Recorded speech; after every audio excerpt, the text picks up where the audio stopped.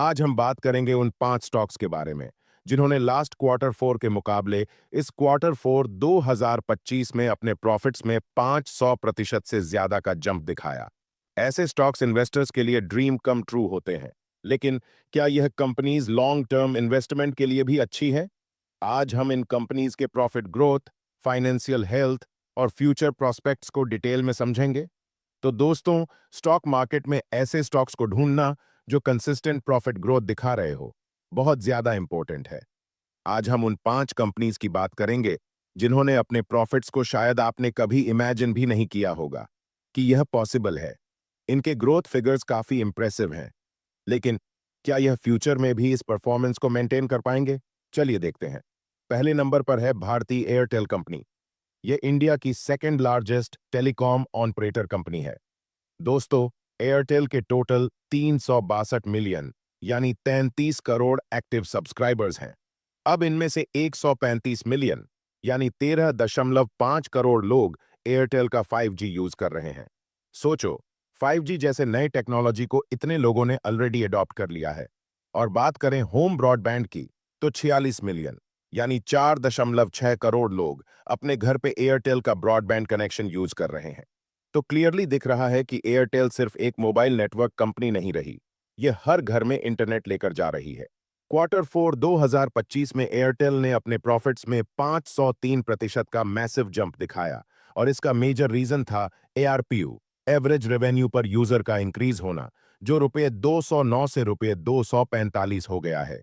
यानी पहले एयरटेल हर कस्टमर से एवरेज 209 रुपये कमा रहा था, लेकिन अब यह बढ़कर 245 रुपये हो गया है। इसका मतलब क्या है? मतलब यह है कि एयरटेल के हर यूजर से अब ज्यादा पैसा आने लगा है, चाहे वो डेटा पैक्स हो, रिचार्ज प्लान्स हो या फिर प्रीमियम सर्विसेज।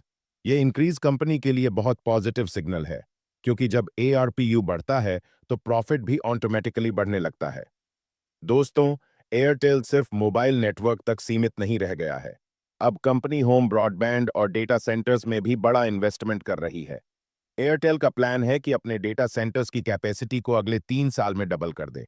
मतलब जो कैपेसिटी अभी 200 मेगावाट है, उसे बढ़ाकर 400 मेगावाट कर दिया जाएगा। डेटा सेंटर्स क्या करते हैं? ये वो जगह होती है जहां सारी डिजिटल चीजें स्टोर होती हैं, जैसे आपका इंटरनेट डेटा, वीडियोज, एप्स और क्लाउड सर्विसेज।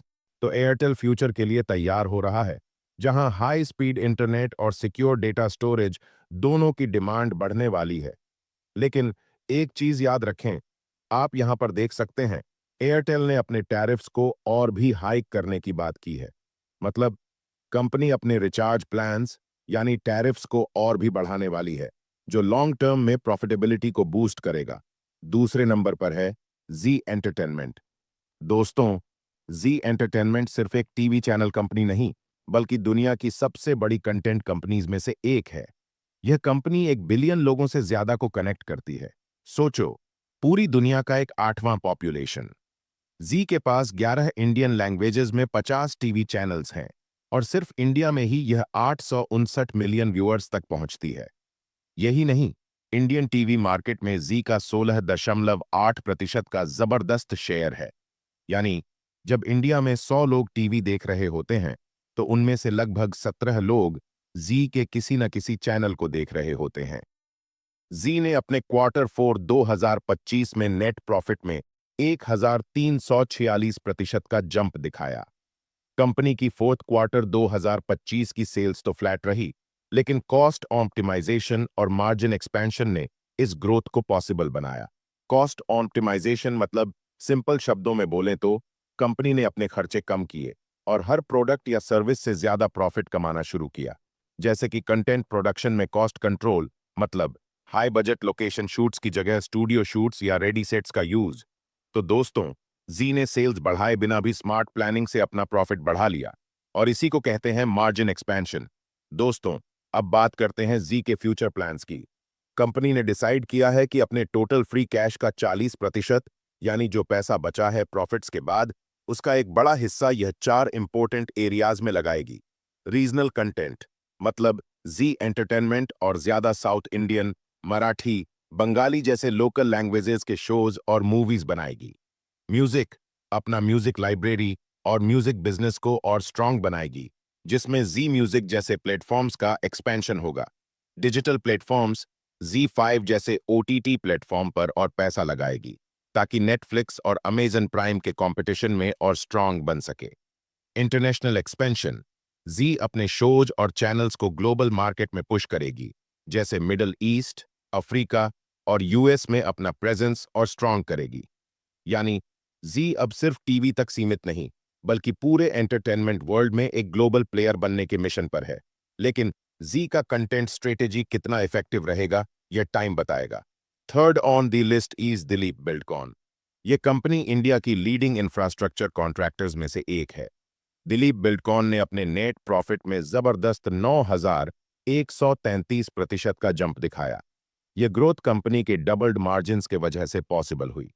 दोस्तों, अब एक इंपॉर्टेंट पॉइंट, कंपनी का order book to revenue ratio काफी लो है। इसका सिंपल मतलब यह है कि आने वाले टाइम के लिए कंपनी के पास ज्यादा काम नहीं बचा है। अगर नए ऑर्डर्स टाइम पे नहीं आए, तो कंपनी की कमाई स्लो हो सकती है, यानी प्रॉफिट और रेवेन्यू दोनों की स्पीड कम हो सकती है। दिलीप बिल्डकॉन ने तो अभी तक अच्छा परफॉर्म किया है, लेकिन अगर नए कॉन्ट्रैक्ट्स नहीं मिले, तो आगे जाके ग्रोथ रुक भी सकती है। दोस्तों, अब बात करते हैं धनलक्ष्मी बैंक की। यह एक बहुत पुराना और ट्रस्टेड बैंक है, जिसका काम करने का एक्सपीरियंस 97 ईयर्स से भी ज्यादा का है। यह बैंक साउथ इंडिया में काफी स्ट्रांग है। वहां इसका कस्टमर बेस और नेटवर्क दोनों सॉलिड है, यानी लोगों का भरोसा इस बैंक पर काफी पुराना है। धनलक्ष्मी बैंक के पास 261 ब्रांचेज का स्ट्रांग नेटवर्क है, और सबसे इंटरेस्टिंग बात यह है कि 80% से ज्यादा ब्रांचेज साउथ इंडिया में हैं, जैसे तमिलनाडु, आंध्र प्रदेश, तेलंगाना, केरला और कर्नाटक में। यानी यह बैंक साउथ इंडिया में काफी डीपली रूटेड है, और वहां के कस्टमर्स के बीच इसका स्ट्रांग प्रेजेंस है। धनलक्ष्मी बैंक ने भी अपने प्रॉफिट्स में 867% का जंप दिखाया। इसका रीजन यह है कि बैंक ने अपना नेट इंटरेस्ट इनकम 28% बढ़ाया। सिंपल शब्दों में बोलें तो नेट इंटरेस्ट इनकम का मतलब होता है बैंक ने लोन देके कितना इंटरेस्ट कमाया, माइनस कस्टमर्स के डिपॉजिट, एफडी, सेविंग पे बैंक ने कितना इंटरेस्ट दिया। तो जो पैसा बचा, वो होता है नेट इंटरेस्ट इनकम, यानी बैंक की असली कमाई इंटरेस्ट से है। और जब यह 28% बढ़ता है, तो इसका मतलब है कि बैंक की लोन से कमाई काफी अच्छी हुई है, और बैंक ने नॉन परफॉर्मिंग एसेट्स (एनपीए) को काफी रिड्यूस किया। नॉन परफॉर्मिंग एसेट्स मतलब जब कोई कस्टमर बैंक से लोन लेता है, लेकिन टाइम पे रिपेमेंट नहीं करता, तो बैंक के लिए वो लोन बन जाता है नॉन परफॉर्मिंग एसेट, यानी पैसा गया, लेकिन वापस आने की उम्मीद कम हो गई। इससे बैंक का नुकसान होता है, क्योंकि जिस पैसों का लोन दिया था, उस पे न तो इंटरेस्ट आ रहा है, न प्रिंसिपल। तो जब कोई बैंक कहता है कि उसने अपने एनपीए को रिड्यूस किया है, तो इसका मतलब है उन्होंने अपने खराब लोन्स को सुधारा है और रिकवरी अच्छी की है। धनलक्ष्मी बैंक ने भी अपने एनपीएस को काफी कम किया है, जो एक पॉजिटिव सिग्नल है इन्वेस्टर्स के लिए। यह बात बैंक की ओवरऑल फाइनेंशियल हेल्थ को इम्प्रूव करती है। बैंक का रिटर्न ऑन एसेट्स भी काफी इम्प्रूव हुआ, और यह ग्रोथ कंटिन्यू करने की पोटेंशियल रखता है। लेकिन स्मॉल बैंक्स के लिए फ्यूचर में चैलेंजेस आ सकते हैं, तो इन्वेस्टर्स को कॉशियस रहना चाहिए। और आखिरी नंबर पर है पारादीप फॉस्फेट्स। दोस्तों, पारादीप फॉस्फेट्स इंडिया की सबसे बड़ी फर्टिलाइजर कंपनीज में से एक है। यह लोग mainly DAP, di ammonium phosphate, और NPK, nitrogen phosphorus potassium fertilizers बनाते हैं, जो खेती के लिए सुपर इंपॉर्टेंट न्यूट्रिएंट्स हैं। और इसने अपने प्रॉफिट्स में 627% का ग्रोथ दिखाया। कंपनी ने स्ट्रॉन्ग सेल्स वॉल्यूम्स के साथ अपनी रेवेन्यू को 56% तक इंक्रीज किया। फर्टिलाइजर सब्सिडी के लिए गवर्नमेंट की तरफ से जो बजट एलोकेट किया गया है, वो कंपनी को फायदा पहुंचाएगा। दोस्तों, पारादीप फॉस्फेट्स अपने बिजनेस को और स्ट्रांग बनाने के लिए कुछ बड़े कदम उठा रहा है। पहला, कंपनी फॉस्फोरिक एसिड की कैपेसिटी को 0.7 मिलियन टन्स तक बढ़ा रही है, और सल्फ्यूरिक एसिड की कैपेसिटी को 1.4 से 2 मिलियन टन्स तक ले जा रही है। ये दोनों एसिड फर्टिलाइजर बनाने में यूज होते हैं, और डिमांड काफी बढ़ रही है। दूसरा, कंपनी अपने यूरिया प्लांट में नए मशीन्स लगा रही है, जो कम एनर्जी कंज्यूम करेंगे, यानी बिजली और फ्यूल का खर्चा कम होगा। इन सब का सीधा फायदा क्या होगा? प्रोडक्शन कॉस्ट कम होगी, प्रॉफिट मार्जिन बढ़ेगा, और कंपनी ज्यादा मुनाफा कमा सकेगी। यानी यह स्मार्ट इन्वेस्टमेंट है फ्यूचर के ग्रोथ के लिए। लेकिन इस सेक्टर में कंपटीशन भी काफी ज्यादा है और मार्केट कंडीशंस के हिसाब से परफॉर्मेंस फ्लक्चुएशन हो सकता है।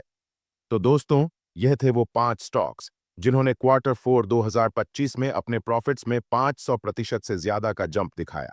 यह ग्रोथ इंप्रेसिव है, लेकिन स्टॉक मार्केट में ऐसे स्टॉक्स में इन्वेस्ट करना हमेशा रिस्क के साथ होता है। क्या यह कंपनीज अपनी ग्रोथ को सस्टेन कर पाएंगी? यह डिपेंड करेगा उनकी फंडामेंटल्स और मार्केट कंडीशंस पे। आपको क्या लगता है? क्या आप इन स्टॉक्स में इन्वेस्ट करेंगे? अपना ओपिनियन जरूर शेयर करें। अगर आपको यह वीडियो पसंद आया हो तो लाइक करें और ऐसे और इंटरेस्टिंग अपडेट्स के लिए हमारे चैनल को सब्सक्राइब करें। और अगर आपको यह वीडियो यूजफुल लगा हो तो अपने दोस्तों के साथ शेयर करें ताकि उन्हें भी यह इंफॉर्मेशन मिल सके। मिलते हैं अगले वीडियो में। तब तक के लिए स्टे ट्यून्ड और हैप्पी इन्वेस्टिंग।